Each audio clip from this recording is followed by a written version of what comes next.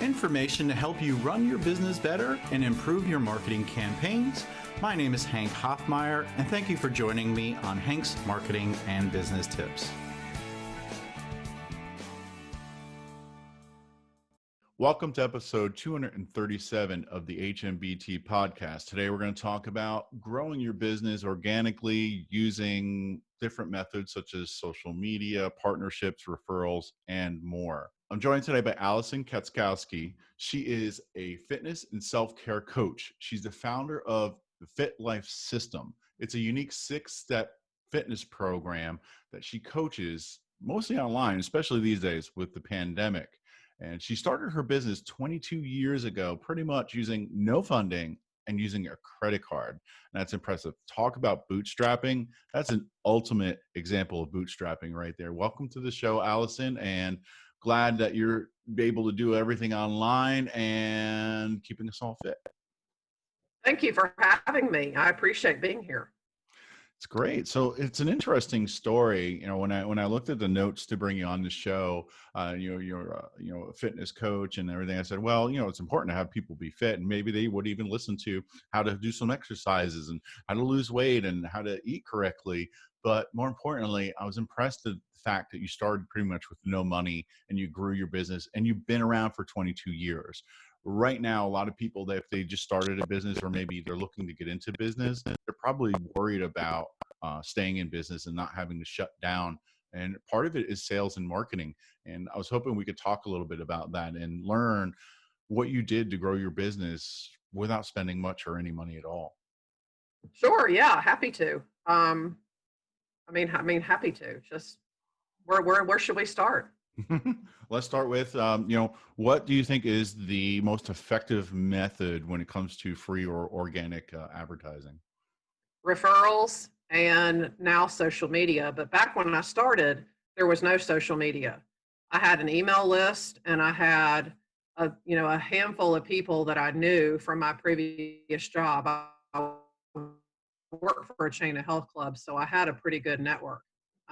And it was just reaching out consistently to people and telling them what I was doing, and if they knew anybody that they felt like they could refer to me.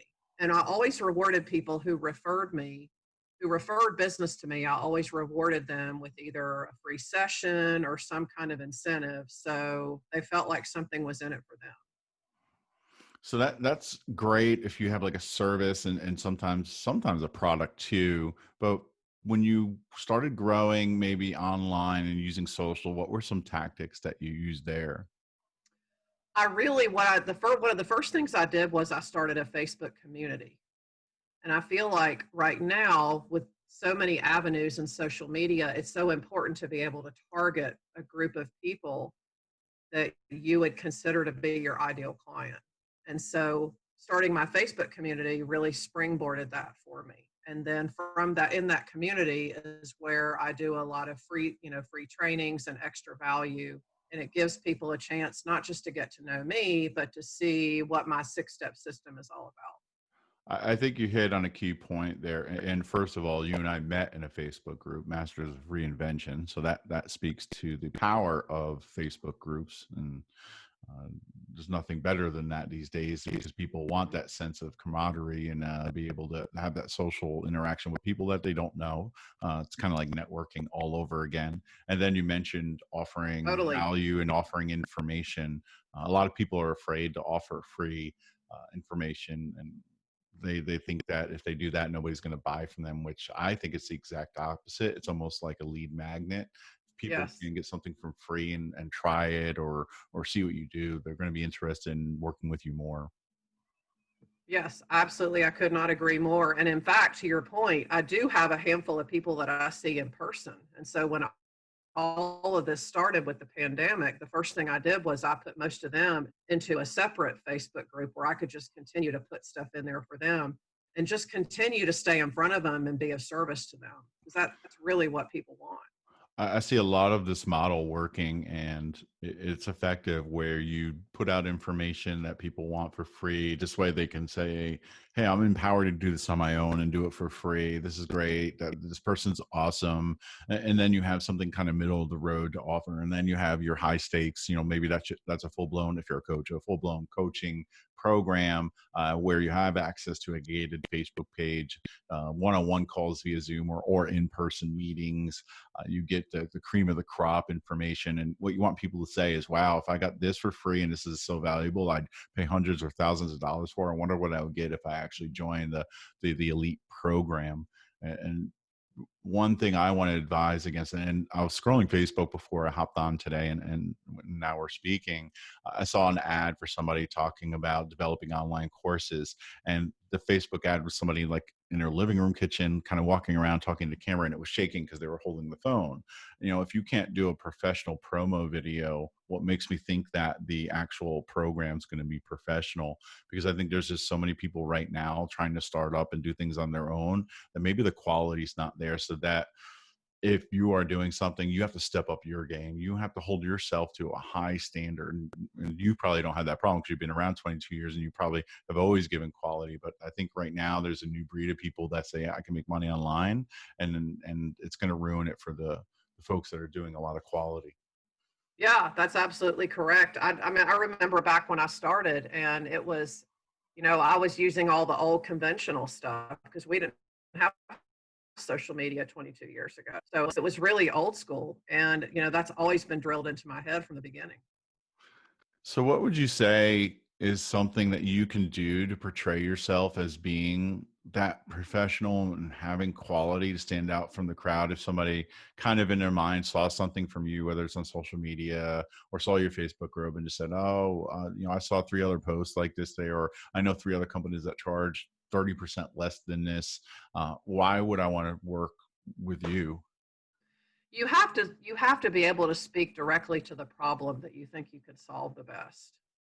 And I could go out there and talk about how great it is to work out and all the benefits that you get from it and yada yada yada and all that, but you have to really directly speak to the problem that you think you solve the best. And that's how you stand out from everybody else.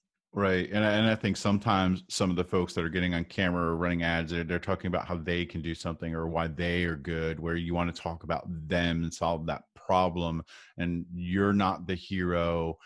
You want to make sure that by doing this, you will solve this problem. You're not saying by working with me, I'll solve your problem, because that right there is egotistical and people will feel like, it's not genuine. Whereas if you just say, hi, there's a 6-step process that we could follow, and once you're done, this will happen. And it makes people feel like Right. they're the ones taking And the you have action. to be ready to, right. And you have to just be ready to speak directly to who your ideal client really is. What are they thinking? What are they getting up every day and that's front of mind for them all the time? And how can you solve that problem for them?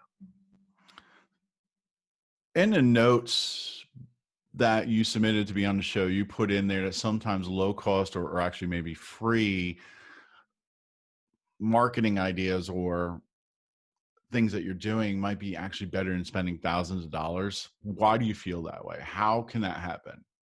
Because I feel like that's where you can really make what you offer super unique. One of the things that I do is I do frequent challenges as free events, and every day is a different focus. And what I do is I invite people in my community to invite a friend or two to do, because people like to do challenges together. And I offer continual content for several days in a row. And so people have an incentive and they have a reason to keep showing up. So I might say, well, Alison, that's great. You've been in business 22 years and you probably have a large following. But if I was just getting started, the algorithms on Facebook, Instagram, and they're going to punish me. A lot of people are not going to see me. So if I post organically, to 50 people, I'm going to be lucky if 2 to 5 people see my post. So if I was to do a challenge, I'm only going to have, 1 to 2 people join my challenge.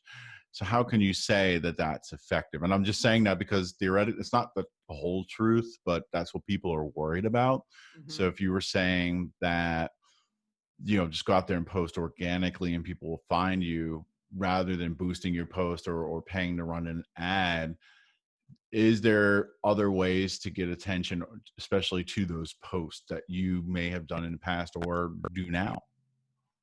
Well, you have to think of, where is your ideal client going? Like, what sites are they visiting? What groups are they in? Where would you find them? Where are the places that you think they would be? And reach out and use private messenger and of the people that you know that fit into those categories, and then invite them and then ask them to bring a friend. The other thing that I do a lot when I post is I tag people. When you tag people, it immediately goes into their notifications, and then at least they see it, and then you're sort of getting ahead of the algorithm in a sense. That's a great tip, to actually physically send the direct messages, and that's something Gary Vaynerchuk, for people who don't know him, talks about. He talks about spending 10 minutes a day actually finding people and engaging with them. So you go to like Instagram and you search for a post using the search feature that's related to your target audience, like you just mentioned, and you Yep. engage with their post. Early on with some people, you might not want to even just mention, I got this challenge, or go to my website. You just want to say, hey, this is great, I learned a lot, or something. Get them to follow you, then hopefully they'll start consuming your content. But you might want to take a few people a day, direct message them, and just say, hey, I noticed that you're struggling with X, and I have a challenge coming up, and it's free to participate. Just thought I'd let you know, and do that. But yeah, that is an effective way of getting in front of people who might not see your content because of an algorithm, and you do not have to pay to get in front of them. So I'm glad you do that. And I encourage people to do that, because it is an effective method, but you just got to get over the fact that you actually have to reach out to people. Yep. Yep. You just have to constantly remind yourself, what is my ideal client thinking today? What is front of mind for them? And identify those pain points, and then most of the time that helps you identify where you think you can find them. And then you Right. can go to places where you think you're going to be, and then you find more people like that. So I don't know if you're into the new craze or not, and maybe you'll pick up on this. And if not, I want to learn why and how you're doing it. But TikTok, because you can create one piece of content on TikTok and it can go viral. It can go out to thousands, if not hundreds of thousands of people for free. Are you currently using TikTok? I am not. I probably need to get on that bandwagon. I am not. I mostly use Facebook and Instagram and LinkedIn for my clientele. I'm starting to see more and more fitness stuff on a TikTok, and I think that is a medium that allows you to create a decent amount of content.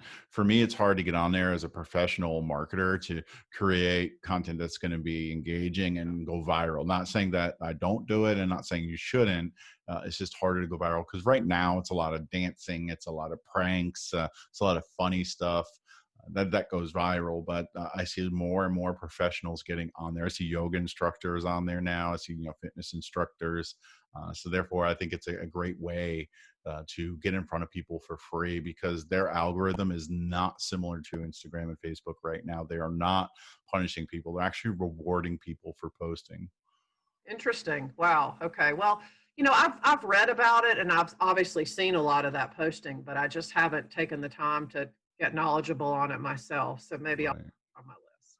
Well, my thoughts are, it's like what Instagram was when it first came out. It was for a very young demographic, but now it's for everyone. And it's going to be the same thing at some point. I think now they're saying it's starting to get into like the 20s now, where it's been like the teens and early younger teens, but now starting into the 20s and maybe 30s. There's over 30-year-olds on there, and they use like over 30 hashtag, which is funny. It's hilarious. Yeah. But you're going to see it grow. And if you get in there in the ground up and have content on there, I think you'll have more opportunity and more success that way. Oh, super. Okay. Well, that's a good thing to keep in mind. What is your secret to staying in business for 22 years and continually growing your business? Hmm. What is my secret? There's so many things so many things over the years that I literally feel like I've had to reinvent myself 6 ways from Sunday, just to keep yourself relevant, especially now. I consider myself lucky, because I don't really think that I'm working any day of my life, because I'm doing what I love, and I know that that's part of it. But I think for me, it's mostly about being of service. It's about how can I be of service to, help people solve their problems with respect to fitness and self-care in as many different ways as I can without losing my authentic edge. I love how you said reinvent yourself. And then also you said love what you do. And that's something I do. I love what I do. So it's not work. But some people with the pandemic right now, number one, maybe they used to love what they do, but right now it's so stressful, right? Because just they're worried about staying in business or losing their job. And people have to adapt. Look at restaurants. They had to really adapt during this pandemic. And you probably had to adapt a little bit. Yeah, So totally. yeah, I think folks, the pandemic wasn't the wake up call that you need to adapt. You should have been doing it like Allison's been doing it for 22 years. Anytime something happens, changes. You've probably been through the '08, economic crash, Yep, and you sure probably did. adapted and reinvented yourself then. Folks, don't stop, because I'm hearing and I truly believe that there's a golden opportunity in this moment right now, that if you can adapt, if you can overcome, you will be more successful and Mhm. stronger at the back end of this. And of course, I do feel bad. There are some models that maybe they just will not get through this, and there's nothing they can do to adapt. And I do feel bad, but maybe it's time for you to change course and take a different path and do something. There's so much Absolutely. And one opportunity of the things, to grab it. right, and one of the things that I've been trying to make sure that I tell people is that how you do you right now is everything as to who you're going to be on the other side of this. Hmm. That's an intentional decision. And if people think right now, for example, in your business, if you're struggling because of the pandemic didn't bring that on. The problem was already there. The pandemic just made you think about it in a different way. I And like so to that. your Yeah. point, there's always an opportunity in every challenge. That's really one of the things that I love the most about being self-employed is that what new opportunity can I get out of whatever this challenge is? Because there's always one if you're willing to look for Well, I think we have a show title, Adapt and Overcome. I think that's the show title. it. And that could go for fitness and for That business, works right? for me. Talking Absolutely. about fitness and working out, people right now probably are not really doing that or as much, or they're just not as driven. I heard one guy talk about goals, and he used fitness as an example. He said, if you're used to working out every day and you just can't do it right now, you can't motivate yourself. He was talking about motivation. He said, take first steps. He's like, what the first day, he's like, get up and just get into your gym clothes. That's all. Just Yep. get into them, feel comfortable in them for 10 minutes, take them off. The next day, you either walk to your treadmill or you drive to the gym and you sit in a parking lot. And you just sit there. You don't go in. You don't start the treadmill. You just get into that mindset. And he said, over time, at some point, you go into the gym, you touch a piece of equipment, you leave. And he said, by the end of the Yep. week, you should be on that machine and you should be working out. And I thought that was a good example. And he said, it's not only with exercising, it's with everything. If you take it as that approach rather than diving right in and feeling the pain, you'll want to do it more rather than doing it, not feeling good about it, and then saying you don't want to do it anymore. That's right. Well, and most of the time, what I find in my conversations with people, when I hear people say I'm not motivated or I'm not feeling inspired, that's just a thought for one, and you're operating from that thought. That thought is convincing you that you're not motivated. So the first thing to do when you're changing your behavior is change your thought.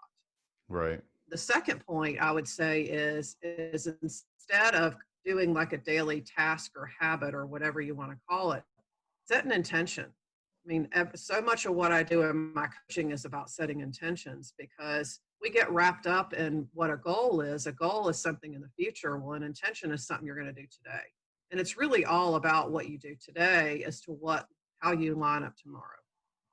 So really, I think it comes down to what you need to do rather than what you want to do. Like, you need to exercise to stay healthy rather than I want to exercise.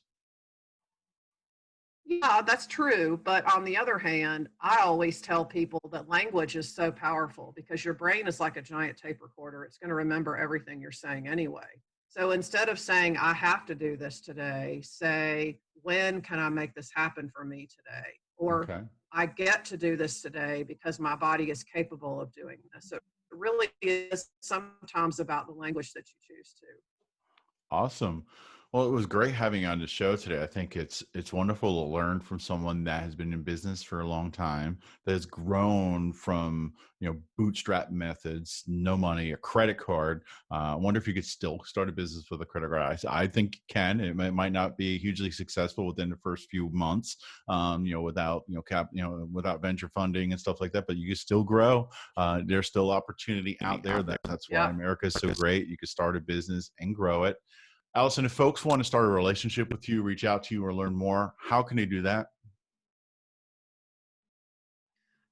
Two things. I would recommend people go to my website at cufitness.com. That's the letter C, the letter U, fitness.com, and click contact us. There's actually a place there where you can get on my email list as well. The other place I would recommend is if you're on Facebook, head over and join my community. The name of my community is Living Your Ultimate Life Through Fitness and Self Care. And we do all Awesome. kinds of fun things in there, challenges, trainings, free things, free workouts, all kinds of stuff. And if anyone's interested, if anyone wants to reach out to me that's listening today, I'll be happy to give you a copy of my signature 12-minute workout, which is an efficient, functional training, short, easy, efficient workout. Awesome. How can they get that if they listen to the show today? They can send me an email at Allison with one L, Allison at cufitness.com, or again, they can go to my website and click contact us and just say, hey, I heard you on Hank's show. Can I get a copy of that workout? And I can get that out to them. Awesome. Links in the show notes, folks. We'll have it there. Appreciate you being on today. And folks, if you want to hear previous episodes, head over to hankhoffmeyer.com/Alexa. All show notes are going to be there as well. You can listen in the browser. You can subscribe on iTunes, Google Play, Spotify. This will be live on YouTube as well. And until next week, folks, stay fit and happy marketing.